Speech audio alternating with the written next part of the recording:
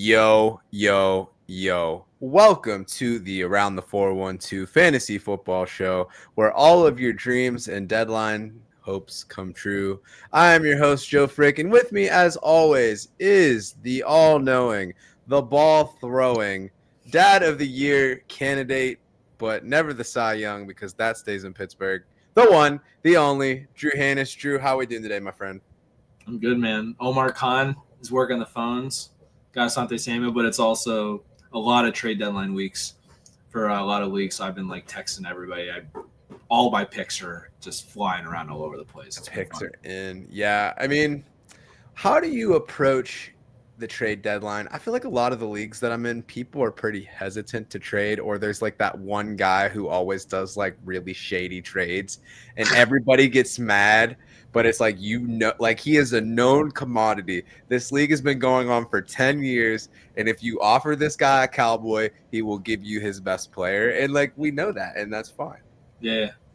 I mean, I don't really do a lot of redraft trades. I just feel like most guys just aren't into it. But Dynasty, like I'm just wheeling and dealing like crazy. But I always wait till this week just to make sure I'm actually going to be competitive. Because if you get an injury and then you're just screwed, like you don't want to make your deals. But I've been thrown first, and I acquired Sun God today for the first and 26 and 27. I'm happy with that.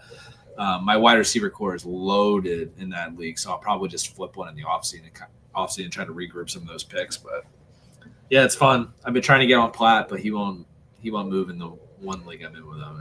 Man, that's tough because Platt is like a degenerate trader too. I know. That boy, he lives for it. Yeah, he literally goes, you know what? I don't think I could do it this year because I've been trading all my good players. I just have to hold some or else I'm never going to be good. And I was like, you're right. I'm not going to argue with that. But still, I want Rashee Rice. So if you wake up tomorrow and your mind changes, just, hit me up. But Yeah. All right, so let's put the lab coat on, Drew. Injuries slowed down a little bit, but there's some pretty relevant stuff going on. So talk to us about what you're seeing on the injury front. Yeah. Nothing like real crazy. I mean, I guess this one, but Dalton Kincaid suffered a hamstring injury. He's going to be week to week. We'll see how that goes. I picked up Dawson Knox in a few leagues because, he was already getting a little bit of looks from Josh Allen. They were running a lot of extra tight end stuff. So he might be able to pick up a little more. Who knows? His matchup seems to be really good. I know you considered Kincaid for OF before he ended up getting hurt, but yeah, what's up with that? I was doing all my stuff, and it's like Tuesday has turned into my rankings days because Fantasy Pros requires you to at least put out like a preliminary ranking on Tuesday night. And then I was like, man, like I really like Dalton Kincaid's matchup. I'm like not seeing him like anywhere in this consensus list. I must be like really high on him compared to everybody else. And I was like, oh yeah, the whole hamstring thing. I'm new to this. I'm not true to this, like I'm still trying to figure it out. I think that there's still a chance he plays, but I think it's just very slim, and they probably will just hold him out. But who knows? We'll see. Obviously, take that day to day, but I think that most places are projecting him to not play. So yeah, they were saying week to week originally. It seems like it's gotten a bit optimistic as the week's gone on. So we'll see where it lands. Yeah, and then another tight end, Rondé Gadsden, got hurt against the Steelers on Sunday night. He suffered a knee bruise. I don't think he's going to play either, but that's something to monitor. Just, the knee bruise is just a bunch of blood that just kind of piles up on the skin, but they're painful. So, isn't that all bruises? Yeah. But like most people, like it was funny, like on the Fantasy Focus podcast, Stefani Bell was going through it, and Daniel Dopp was just, he had no idea what a bone bruise was. She was like, yeah, it's just blood. He was like, oh, I didn't know that. But like some people just don't realize that's what it is. But he did log a full practice today, so he might actually play. Yeah, I think that there's a chance. But who knows? We'll see. What I was actually considering either Tyler Conklin or Will Dissly this week, but because I didn't know what was going to happen with Gadsden, I don't want to wait for that for a while. Yeah, that matchup for Herbert this week is money. I think he's going to end up being my QB1 for the week. Yeah, loving it. Devontae Adams, I'm trying to knock out some of the easier ones. He suffered an oblique, but he seems to be okay as well. There's not really even much chatter about that. They said he would have went back into the game had he, if the game wasn't a blowout, he probably would have went back in. Yeah, just going to lather him up with some of his own Taco Bell and just get him out there. Yeah. We're going to save Dart for the end. Garrett Wilson, he suffered another knee injury. He basically re-aggravated what he already had. They're expecting him to be out 3 to 4 weeks based on Rich Cimini, what he said, but Aaron Glenn got really pissed off when people started asking questions like that. So who knows? But honestly, Aaron Glenn is a weird dude, man. When it comes to these interviews, like he gets so defensive. He gets so worked up. So defensive. He's like me on a bad day, or like when the Steelers are really, really bad, I just crash out in the text. Yeah, That's happening all the time. He's like, "What do you mean you're asking me in this interview the availability of one of the players on my team? Like you're sick." Yeah, like, he gets. It's so funny though. It's odd. But they should just shut him down because they're not going anywhere. Aaron Glenn, I agree. He's been terrible. Garrett Wilson, they should shut him down. Man, how sad. I don't know how I feel about all the deadline stuff for the Jets, but I do like having Garrett Wilson as the untouchable, even if like you take a quarterback this year or if you wait to 27. That is a guy that you can basically have anybody throw him the ball and he'll make it work somehow. Yeah. A good receiver helps develop a bad quarterback. And you saw that Jackson Dart, most of them. Yeah. But imagine what Dart would be doing if he had neighbors. Oh, it'd be insane. Yeah. That kind of sucks actually now that we're thinking about this, but it is what it is. Two more here before we get to the Jackson Dart on the headline. So J.K. Dobbins, he suffered a midfoot injury. Might have been a hip drop tackle. J.K. Dobbins took to Twitter. Not too happy about it. They're not releasing a lot of stuff on the injury, but he needed to go get a second opinion, and that's enough information for me to be like, yeah, something. He's definitely an IR candidate, and everybody that's been screaming from the rooftops from RJ Harvey this whole season, they're going to get their chance, or we're going to have a Terrell Jennings situation and some random dude like Tyler Bidet or whatever his name Jaleel is. McLaughlin's going to get some. Jaleel McLaughlin. Yeah, they're going to come in and just have this monster game, and everyone's going to cry. But I think that when you get a second opinion, that's because you don't want it to be as long as what they're originally saying. I feel like it could even be longer than just a normal 4-week IR, but we'll see. Like, it's midfoot.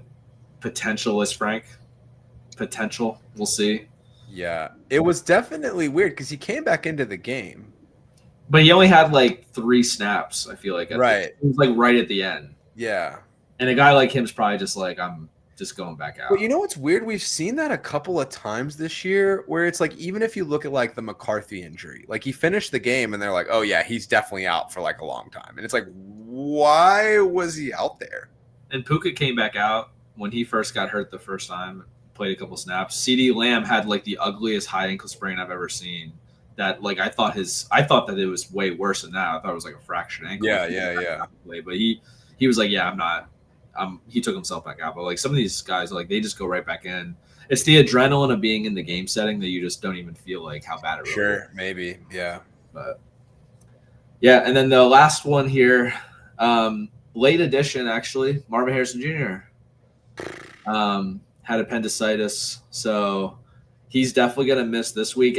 It's kind of a week-to-week thing because it's not like a severe long-term thing. Obviously, like you have the surgery and you're good to go, but like the healing process is like it's more that like you've been cut open and they need your internal self to heal more. Exactly, yeah, because you don't want to rip open your stitches so that you end up getting it infected, and then it's like way worse. So like this is going to be a week-to-week thing to see how he heals and how quickly he heals. Yeah, Pop Douglas had one today too. It's like in the air. Oh, did he? I didn't even see that one. That's crazy. Chad, reported first by none other than Chad. Why is it gross? I think it's just like a already gross. Or oh wait, I see what he's saying. This is a Marv question. He's asking if it's which player to play instead of him, and it's gross. Torrey Horton been out the last week, so I play Pop Douglas, by the way.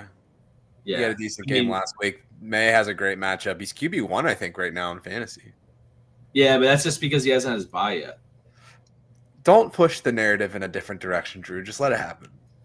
He has his bye in, I think, next week or the week after. Then it's gonna be Mahomes again. So, but I would play Pop Douglas. And if you're in the chat and you have some questions for us tonight, throw them in there. We're gonna get to them here in just a second. So queue them up for us. We'll get things going. Chad, I know you got some other things that you wanted to say in there, but any other injury updates for you, Drew? No, the last one was the Jackson Dart concussion. I did also want to bring up that CJ Stroud is still in the protocol and he's having symptoms. So it's not even like Yeah, he's not like practicing and they're like waiting to clear him. Yeah. Yeah. Like he's still having actual symptoms yet, so like he might miss again. Great They matchup didn't for say Mills. And Mills, we all know that I have like deep rooted like trauma with Davis Mills from my failed playoff experience a few years ago. in Where the I benched, championship. no, it was the semis. Oh, And okay. I benched Jared Goff in an away game against Chicago, who's giving up the least points in the last 3 weeks to quarterbacks. Jared Goff explodes. Davis Mills had like 3 points. And I would have won the championship. So good for him. Great. Thanks. Happy for you that you had a QB1 performance last week. But we very Davis, much could see him again. And Davis Mills has a good matchup this week, too. yeah, they broke it down that Davis Mills is like this week 18 merchant. Like he just always is like a top 3 quarterback every year, like in week 18. Yeah, he's like the modern day Matt Flynn. Yeah. That's a good example, actually. Yeah, he didn't get paid. Yeah, imagine getting benched for Russ. He was good then, though. But that tweet, by the way, that I put out there didn't really get that much views, but I still say calling yourself 9 is some Mr. Unlimited bullshit. I stand by it. It's tough. You got to at least throw for 200 yards in a game before you start talking like that. Like, Does he have one of those? He has one now. Yeah. Yeah. But yeah, so Jackson Dart injury, obviously concussion there. Won't see him this week. We may see him next week. But the big headline, Mr. Craglegs himself is now starting quarterback for the week. Big week for the Giants. They got Dable fired. You got Dart with the concussion. You got Jameis Winston in there, going to be slanging around. Dude's super pumped to be playing this week. I don't know if you've seen the interviews with him, but like he has been full Jameis experience. He's been quoting Hamilton. He's been doing all this stuff. Now, obviously, Drew, we are down a significant portion of the Giants offense right now. So they're missing their new star quarterback, Jackson Dart, who has been a fantasy lightning rod. He was top 5 QB since he's come into the lineup. You're missing Cam Scatterboo with the busted up leg. Not seeing him again this year. You're already out Malik Neighbors for the year. So there's not a lot going on. You got all these scraps. Is there anybody that you are feeling more excited about in this spot start with Jameis, Wandale, Theo Johnson? Do any of these people have life for you now that you're seeing Jameis Winston take the field instead of Russell Wilson? Yeah, I've been trying to give this some thought, but their matchup is pretty brutal, honestly, against Green Bay. I'm finding myself in a lot of situations where I need to start Theo Johnson because of the Dalton Kincaid injury. So I'm kind of like really crossing my fingers and my toes here for Theo. I think Wandell's still going to be good because they're just going to sling it so much. But like, actually, that might even be a dumb statement because me slinging it with the Giants is they're down big because they've been losing a ton. But the Packers haven't been able to score the last 2 weeks. So, like, this could just be an ugly Lunder game.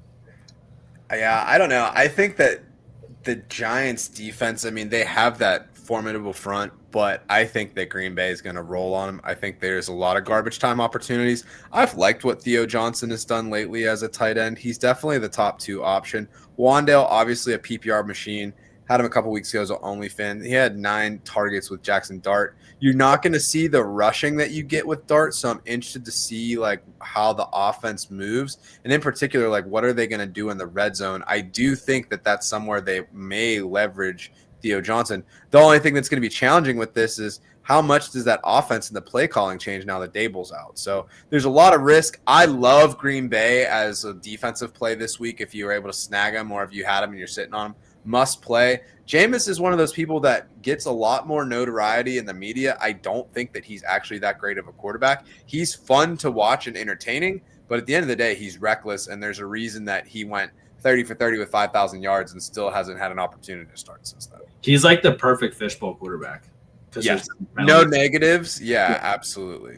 Hot take here, too, which I tweeted out the other day if anybody follows me. If you do follow me, you know, that's your choice, but I wouldn't. But, you know. Such a sad statement. Just like, come on, believe in yourself. Believe in yourself. My Twitter is a war zone sometimes, especially after Steeler losses when I have to stay up till midnight for them to just lose anyways. But I actually don't like the Daboll firing. and it's probably really dumb, but like I contribute a lot of what Jackson Dart has done this season to his relationship and learning from Brian Daboll. I understand why they fired him because they were just blowing like insane leads. Like it was just ridiculous. Like the team was like just giving up. But like for Jackson Dart's long-term development, I feel like Daboll should be a part of it. But they can rectify that with who they bring in. I just think that the relationship. Sure. So I would have thought that Joe Schoen would have had a shorter lease than Daboll. He should have been fired 2 years ago, in my opinion. I don't understand that. The debacle around the Saquon thing on HBO is just like, yeah. How do you get over that Hard Knock segment where he was just like, I don't think that he's going to go there, and then he just does. Well, his thought process was right. Saquon was not going to fix the Giants. Letting Saquon walk for free, knowing that you weren't going to keep him, that's the place where you messed up. And where he said, I don't think he's going to Philadelphia. I think he's going to go to Chicago. Like, he's from my area. And he went to Penn State, like all this stuff. Like, he was going to Philadelphia. Like, I don't understand how you misjudge that so poorly, but whatever. I mean, hopefully he gets canned too, but Giants can do whatever the hell they want. But I'm worried about Jackson Dart's long-term development. I actually like Mike Kafka a little bit. I felt like he was a good option as an OC, but I feel like he's never really gotten this opportunity. He might not be ready for it, to be honest. Yeah. But we'll see. Cool. Yeah, no, I hear you for sure. It's going to be interesting. And, you know, we've seen quarterbacks that have gone through coach after coach after coach, and they struggle. Trevor Lawrence, he's been 5 years, 6 years in the league, offensive coordinator every single time, changes every year. We've seen no consistency. We've seen no growth. And he was supposed to be the next Andrew Luck, the next whatever. Jackson Dart, obviously not that kind of pedigree coming in, but there's a lot of upside potential. The rushing upside obviously has helped him a lot in this rookie season. Can he stay healthy? Can he stay on the field? We'll see what Kafka can do with him second half of the season. Yeah. So before we get into headline number 2, let's knock out some of these questions. So jumping back to the start of the show with our boy Chad. Good to see you, my friend. Starting out with a spicing one. Is it time to bench Jordan Mason for Terrell Jennings just for the semblance of hope or a semblance of upside? He missed our show like 2 weeks ago because I said Jordan Mason was droppable 2 weeks ago. I just don't think he's offering anything right now. I don't think that Terrell Jennings offers more now. He obviously had that one touchdown, but yeah, he's not the option. But Jordan Mason's definitely welcome to Dumpsville. Jordan Mason, his role has been reduced since Aaron Jones has come back. He's been on the field like 70% of the time. They're kind of done with the Jordan Mason experiment. I think at the beginning of the year, it was kind of like, let's keep Aaron Jones fresh, do this and that. But I mean, it really hasn't been a ton for him. They've been using a lot of other options in the backfield. I don't think that Mason or Jennings is necessarily the play there. We talked about that Pop Douglas question a little bit, so I'm going to kind of skip around here. He said Douglas scares him so much he's going to go nuclear. He's going to go 2 for 2 for 24 like he did Timu Romeo Dobbs. Man, I don't know if that's fair at all. That game was just so bad last week. Yeah. Looking at it, I mean, the Jets, they've been a little bit more stout against passing opportunities in the last 3 weeks, but they also just got rid of Sauce. They got rid of Quentin Williams. So it's like, I can't trust any of the data relative to their defense right now. I think Dylan Gabriel had a good game last week. Like, that's all that I really need to see. So it's like, just out of those options, and just for those keeping score at home, those options were Pop Douglas, Josh Palmer, Torrey Holton. If you didn't have the Rashid Shaheed trade, I'd feel a lot better about Horton. Josh Palmer means nothing to me. I don't care if he's healthy, unhealthy, has a third arm that he grew out. Like, he's never seeing a roster, let alone the field for me. So Pop Douglas, like, at least there's some upside tied to Drake May. And we know that Drake May is willing to kind of dish it around. So these rosters that he puts out there sometimes, I'm just like, how many people are in these leagues? 20? Yeah, it can be pretty intense. And then straight from the coach's mouth, per McVay, no practice for Adams, but he will play. We got Vivi Mochito in the chat. What's good, Paparoo? Someone offered to give me Troy Franklin and Theo Johnson for Zach Ertz and Jordan Addison. Drew, your thoughts? I like it.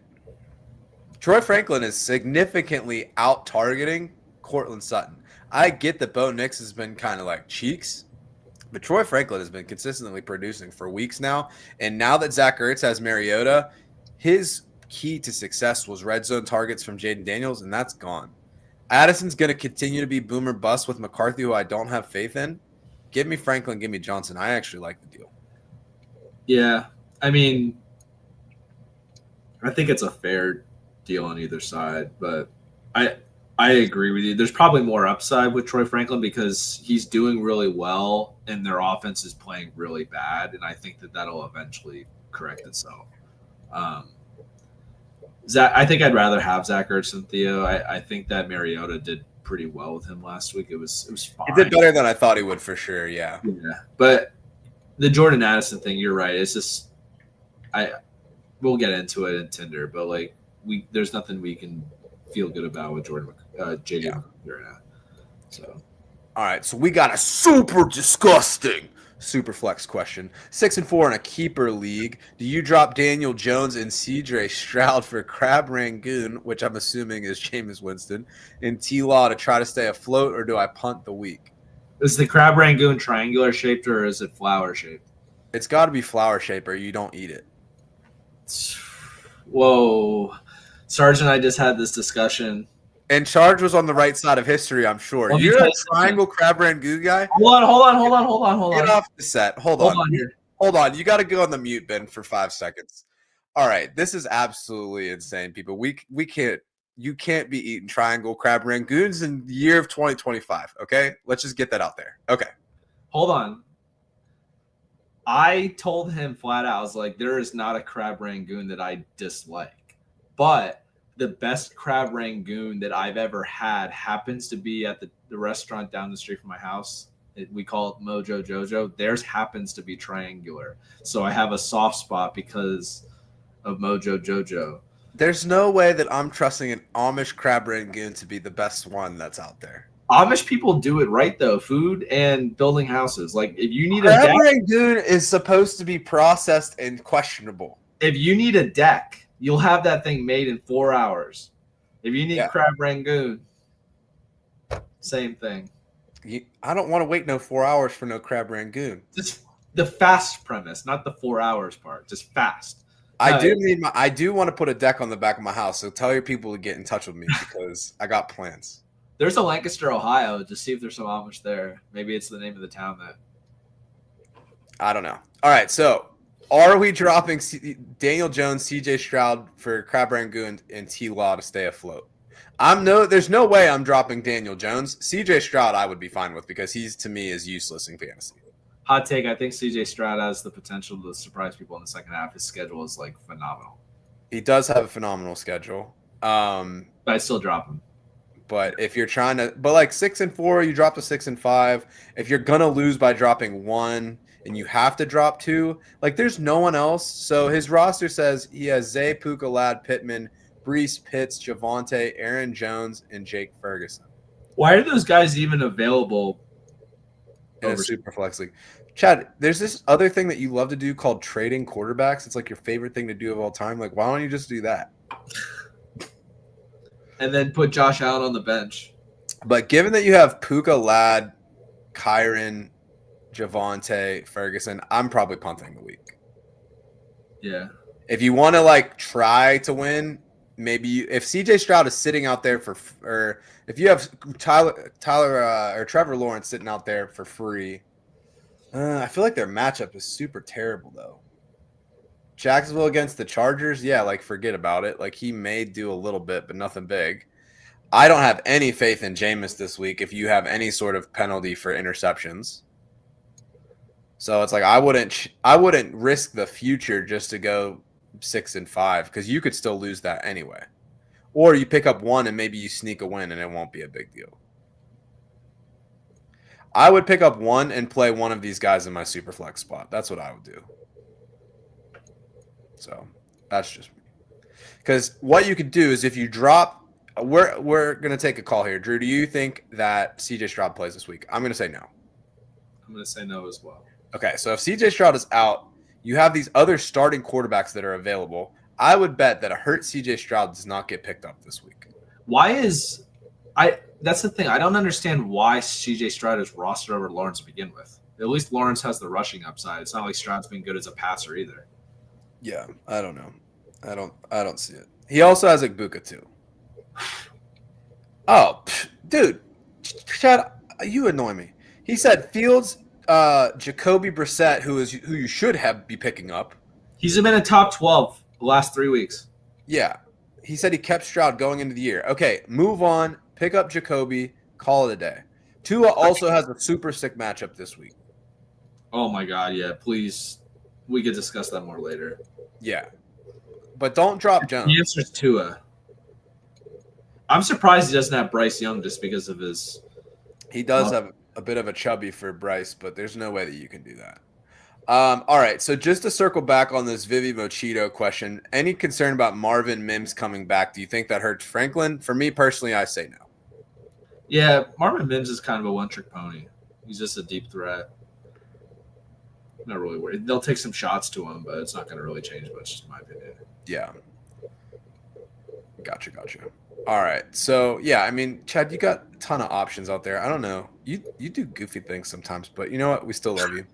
So, other headline that we have, people have been talking about this is the week. This is the week. This is the week. Drew, it finally happened. Travion Henderson goes nuclear last week. 2 touchdowns. He had the shoulder look back like, hey, am I allowed to score this one because it was close to the end of the game?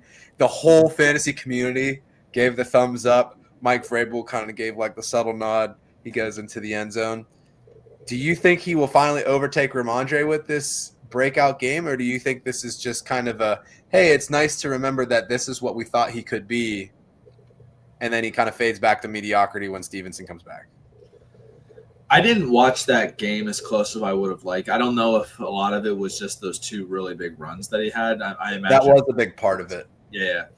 I feel like Vrabel's going to, go back to what was happening. I think that Henderson should have at least earned some more touches, but I think Ramondre returned to practice. I know yesterday they had a report that they didn't actually, work out, but they wrote that he would be a full participant. He's out this week, though. He's out this week. They're playing on Thursday. So yeah, the Thursday night gives us one more week. I think that Travion needs to go out again this week and have a really great game, which he should against that defense. I actually have him a few leagues. I got to make a decision if you have the guts to play him or not. But I'm playing him. I think that he needs to do it one more time. I do. And he has the perfect matchup, in my opinion, to make it happen. But, I still think that Vrabel wants to play Stevenson. The dude fumbled so many times, and he still wouldn't back off from it. Yeah. I think that Henderson needs one more game before we can really say, it's happening. But I think that if it does happen, top 10 running back rest of the way. But here's what I will say about that. This is kind of like a win-win scenario, I feel like, especially if you drafted him in Dynasty. Either he overtakes the backfield or you could buy low on him. Because we've seen the flash. It wasn't a, hey, he just sucks and nothing happens. Because if you looked at some of the advanced metrics, at the beginning of the season, it was he wasn't running well in the limited opportunities. Why would you give him more run when he wasn't doing so great? And then he pops off last week and it's oh, okay, yeah, he's fine. It might not be buy low yet, though. It wouldn't be right now.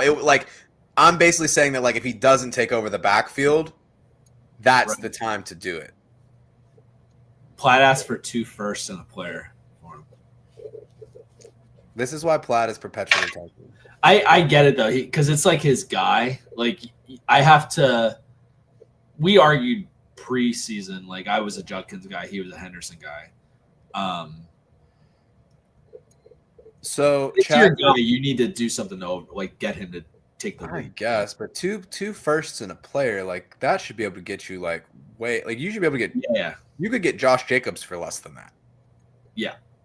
Yeah, you're looking at Jahmyr Gibbs for 2 and a player, in my opinion.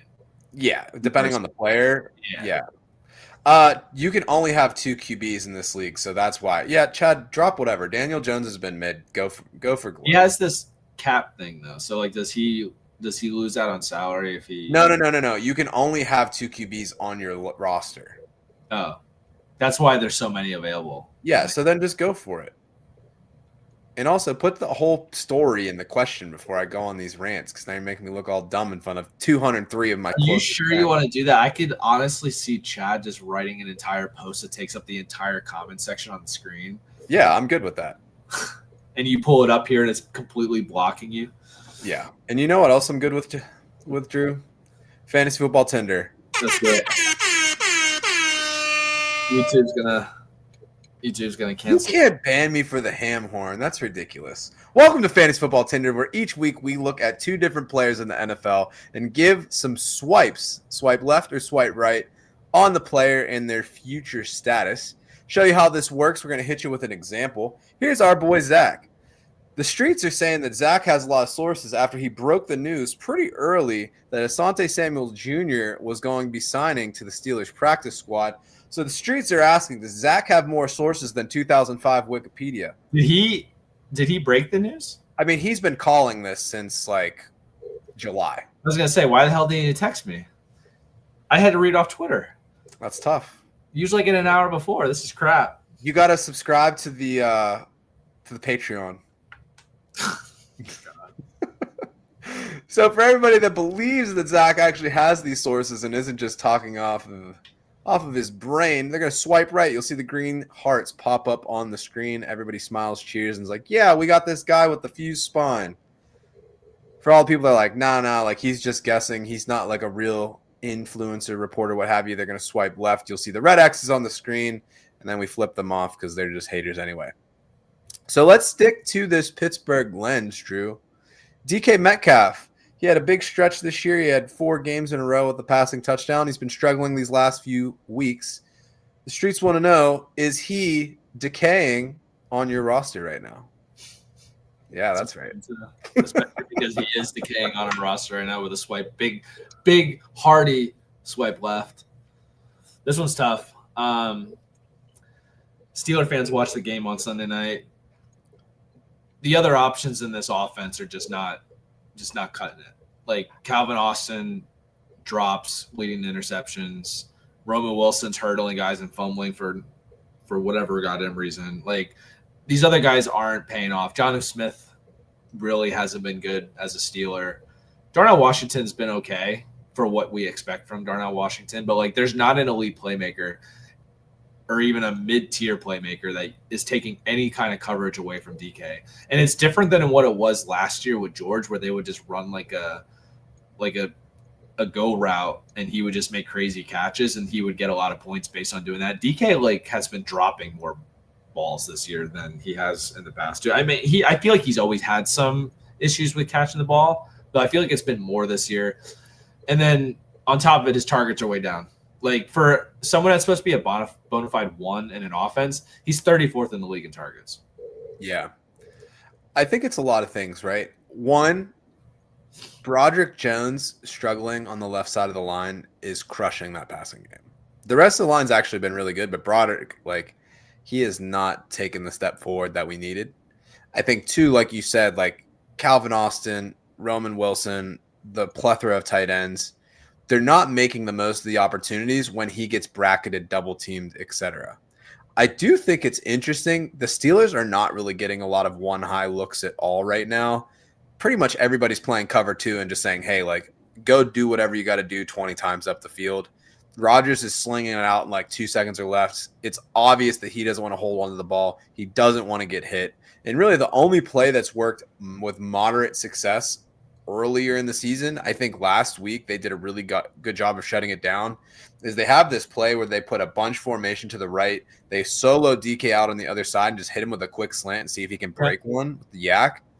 They were all over that last week. Like they tried it in the red zone a couple times, couldn't even get nothing started. So yeah, because they were pressing and then shading the safety over to his side. Mm-hmm. Like it just, if he gets beat, then they have the other guy there deep. And it's not going to change. And he's only averaging 3.5 receptions per game on the season. Like, yeah, it's just the way he doesn't have those big plays besides that one in a couple at the beginning of the year, but the main one when they were in Ireland, like he really hasn't had those big plays. And at the beginning, you talked about he had 4 touchdowns at the beginning. That was the only thing that was keeping him afloat. Like, right. Without those touchdowns, he's only scored over 8 points once. Right. Like, yeah, for sure.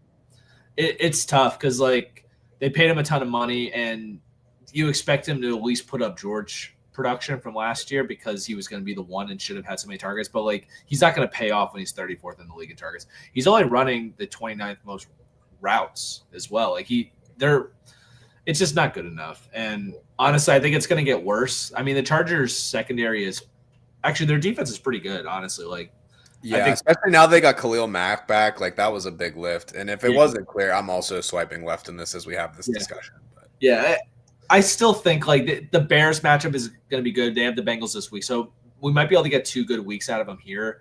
But then they're still going to have the Ravens twice.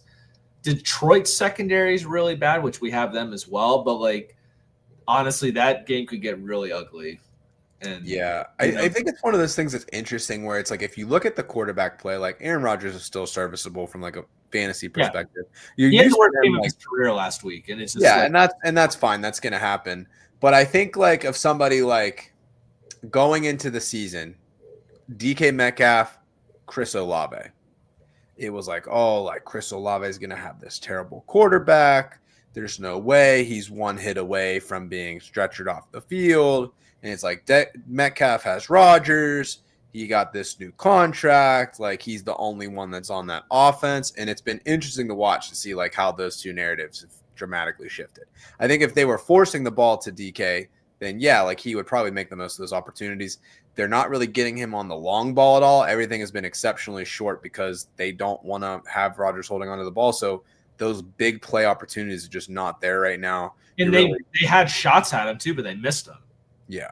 Like early in that Charger game, DK was open, but he cut his route too short, took ownership of that for Rodgers. Like, he overthrew him, but like it was the way he ran his route. Like, it's just not working out right now.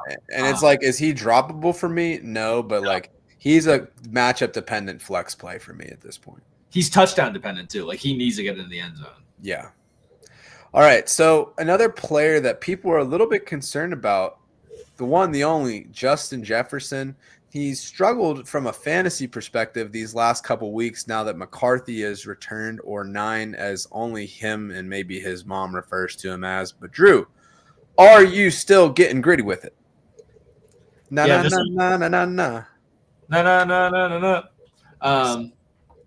this was actually tough for me. We actually went back and forth a couple times having to switch this from left and right. Honestly, like it's tough. JJ's been really bad. He only has thrown over 175 yards once.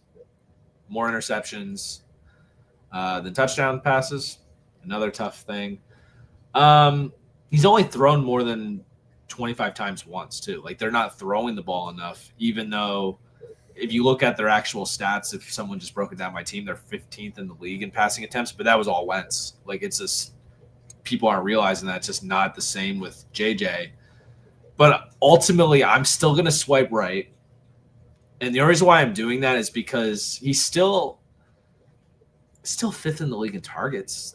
Like, JJ is too good. And as long as the opportunity stays there, 30% target share, thereabouts. Like, eventually it's going to work out because he's just too talented. But, like, it sucks because you drafted him to be a top 5 receiver, and you just have to face the music that he's probably a high-end wide receiver too.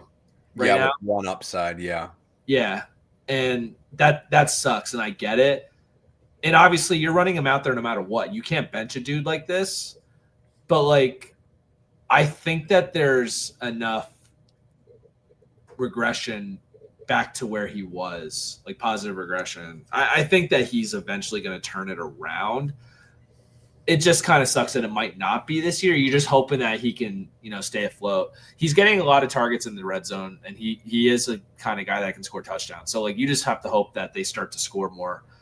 And I do think that that'll end up coming around. It's just not what you expected. It's just kind of like you have to live with it, to be honest. Yeah, for sure. So you're right. He's only had 5 targets per game in the last 2 games, averaging 3 receptions per game. That's not going to get done.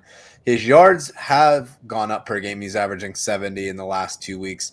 What's interesting is the expected fantasy points per game. He's at 21. He's at 21 points per game, which is top 10 in the league. So yeah, the expectation of how he's performing and how he's performing right now are very different. I do like the idea of him being a buy low.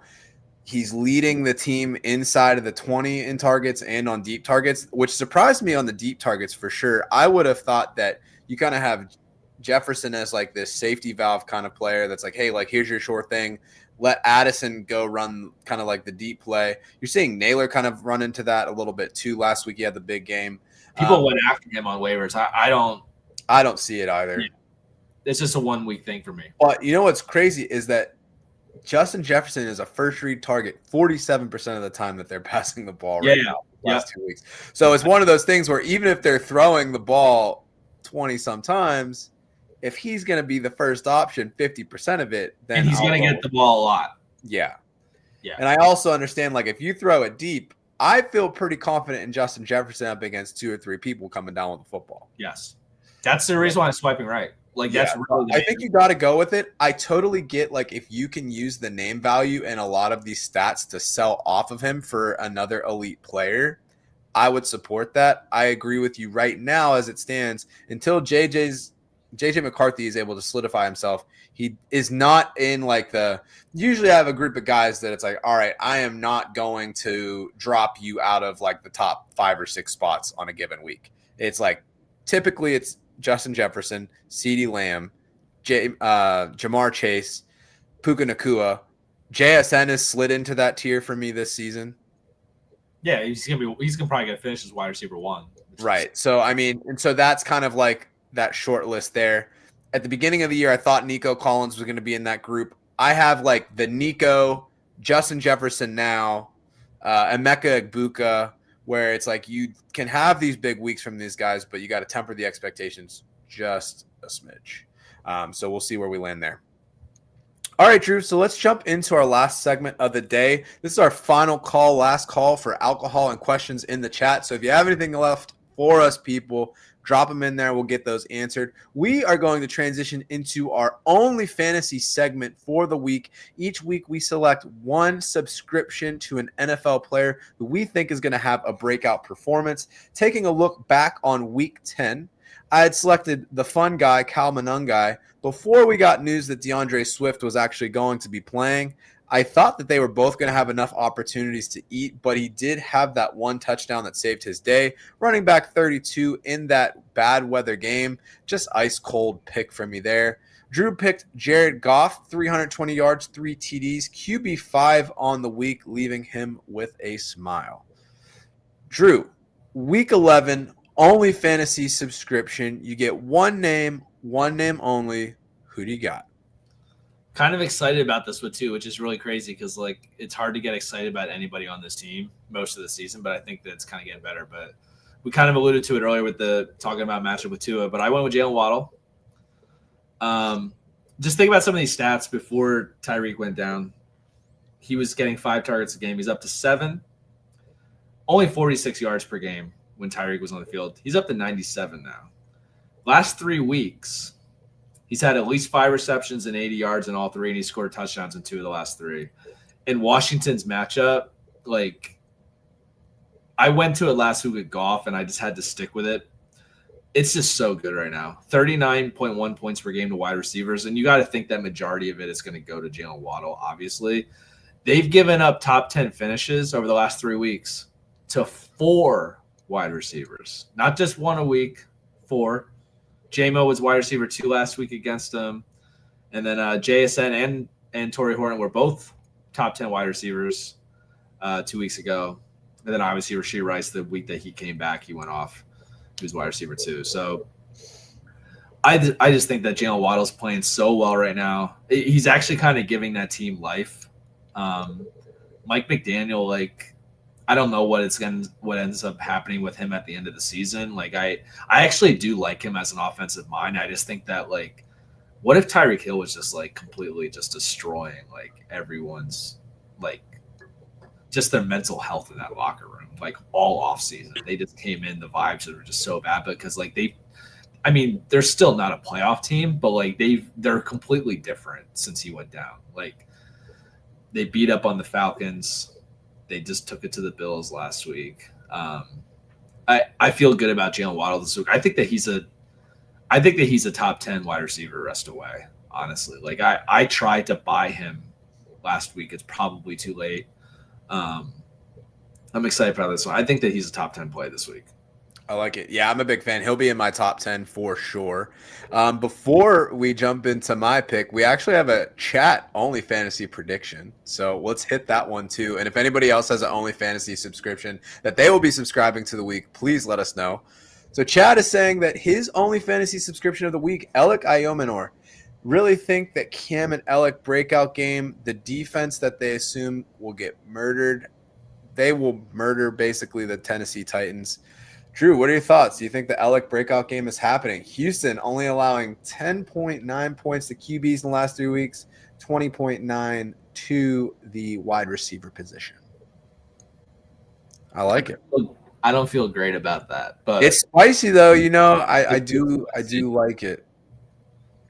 All right. So while we're here, we also had a trade question. So would you trade Devonta, and Amon-Ra St. Brown for Zay, Tedero McMillan, and Drake London in a keeper league? I mean, Adams is up there in age, so that makes a bit of sense. I need more info about the rules of this keeper league before I can tell you.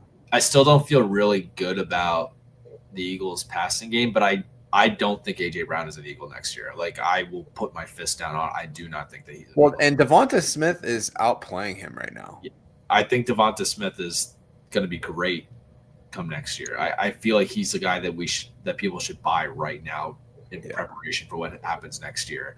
But I don't think that I make this deal because I really like Devonta Smith. I love Amon-Ra. He's not going anywhere. And Devontae, like, he hasn't slowed down yet. McMillan, great talent, horrible situation. Will they move off of Young next year? I don't think that they will. Yeah, Zay Flowers is a flex player to me. He's a lot better in real life than he is in fantasy. I obviously love Drake London. Yeah. Drake London is the second best guy. You can't say that he's better than Amon-Ra. Yeah. So he's only going to be keeping 3 people out of this. So he said keep 7, no limits. He has Caleb Egbuka, Tyler Warren, and Garrett Wilson as lock keepers. Is Garrett Wilson a lock keeper? Yeah, he is. But you know who's not? Caleb Williams. That's tough, too. I mean, he's borderline top 10 right now, but it depends on what other options are. Borderline top 10, or I can keep – well, I guess you could keep all 3 of these receivers. But I'm just really worried about what the Jets are going to look like next year. I'll risk it. I would risk it. I mean, I think just Garrett Wilson, I just trust the talent so much. So I would roll with it. But to me, I would not trade. And Sun God side. Like Adams is like you're to your point. Adams is older, is still good, but like I don't like Zay Flowers or Ted McMillan over him. So I think it's going to be a no for me, dog. He said his next best player is Kyle Pitts, so he'll definitely be keeping all 3 of whoever he has in that trade. Yeah. All right, so for me this week, we'll keep it short and sweet. I'm going with Rachaad White. He was my most drafted player, believe it or not, in fantasy this year. I think he was one of those guys where he put up top 24 running back finishes even when Bucky Irving was healthy. Bucky Irving, dude, where is this guy? Like, is he still? I don't think that he did. He did. It was just unlimited. I got the alert like 2 hours ago when I was sitting there playing with Noah. So like I saw that report, but I also saw a picture of somebody that was in a jersey that they thought was Bucky Irving, and they're not actually sure if that was him or not. I didn't see the picture. I just saw the report. I mean, I think you're good this week. I don't think Bucky would play this week anyways. Like they haven't even opened the window. But here's the thing. So teams are actively running against the Bills, more than any other team in the league. I do think that Sean Tucker is eating into Rachaad White's workload a little bit. So I think that Sean Tucker could be like a borderline play if you're in a really bad pinch this week, if you're missing Jonathan Taylor or whatever have you. They've pretty much split in the last 3 weeks, 23 attempts to 21. The difference is that Rachaad White's still much more active in the passing attack. So they said that Irving's injury, according to our best source that we have, which is Chad, it was just a walkthrough for Irving. So I don't know if you would necessarily call that practicing, but because they still have to open the window So Yeah, like yeah. probably 2 weeks out. I actually do think that Sean Tucker's a pretty legit threat because he's the only player that had more than 50 rushing yards against the Pats this season. Right. No, and I mean, you were a big Sean Tucker guy last year, so I mean, I don't know everybody. what it was, but like when I watched Sean Tucker when he was at Syracuse, he looked like a poor man's Nick Chubb to me. Like it was just like the way he was built at Syracuse. Yeah, The guys, I don't know, it was something I liked about him, and I've taxied him all over the place, but yeah. But it could be a weird 3-headed monster when Bucky comes back. But I don't think that it will. I think they're going to lean on Bucky when they can. I think it's going to take them some time to get there. But I do think that Rachaad White's going to have a nice week, going to be a good mix of in the air, on the ground. I think that Sean Tucker is running back 3 this week. I just think that they're going to do whatever they can to run on the Bills. So there we go. That's my picks. yeah, I like it. So, Drew, you can't see this because you are not in the booth, but we got 243 of our friends hanging out with us today. So I want to say thank y'all for tuning in tonight. If you are liking the show, make sure you give us that like, hit the subscribe on YouTube. You can find us in a lot of different places on the net. So wherever feels best in your spirit, go give us a follow, give us a check us out. So you can find us at our personal handles at JOEFRK, at Drew Hannis. Very easy, simple to find. The show's X account is going to be at AT412FF Show, YouTube and Twitch at Around the 412. So that's going to really wrap us up for week 11. We got some last minute commentary from Chad regarding the Rachaad White. He is eternal. We know. We had the people that were big on Keyshawn Vaughn. That was a funny time in our lives. And Drew, they're saying that you were big on Sean Tucker for the same reason people were big on Bucky. They just think that Rashaad's going to get pushed aside. I think Rachaad is getting before the draft. Yeah, and Rachaad is getting pushed out of the attempts. He started out like crazy efficient, and he's kind of returned back to Rachaad White efficiency. So they are looking for some more kind of improved work from Sean Tucker, and he played well. He ran well last week, I felt like. So I think he is going to sustain that workload. It's just not in Rachaad White's wheelhouse. We saw he basically chased Brown 2 years ago and had nobody else in that backfield, had a top 5 finish. He was RB2. Yeah, because he just was catching the passes. He had really nothing to work for. And then you saw Chase Brown do it this year. They just didn't really put in a Bucky Irving there, at least yet. But we'll see where we land. So, Drew, as we transition into the games for Week 11, any closing thoughts?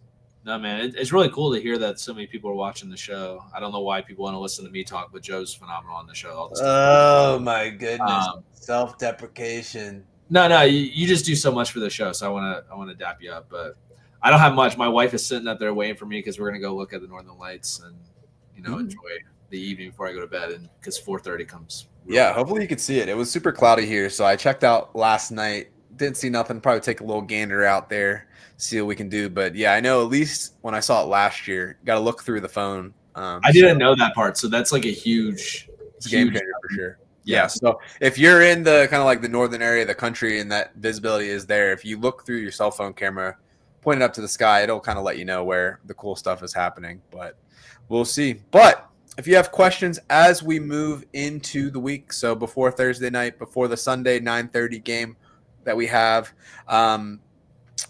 if you're in South Dakota, are they still in the Northern Lights? Yes, Chad. Come on, bro. Let's be better. He's making a South and North Dakota joke, I think. I get it, but like we've all graduated at least some semblance that would have had geography. And you just messed up my outro, man. It's freaking cold-blooded. But if you have questions throughout the week, please feel to hit us up on any of the social platforms that we had. Send us a tweet, give us a phone call, text my mom. She'll get in touch with me in some way. But if not, we will see you next Wednesday, 8:30, the Around the 412 Fantasy Football Show. I am Joe Frick. That is Drew Hannis. We appreciate y'all stopping by, and good luck in Week 11.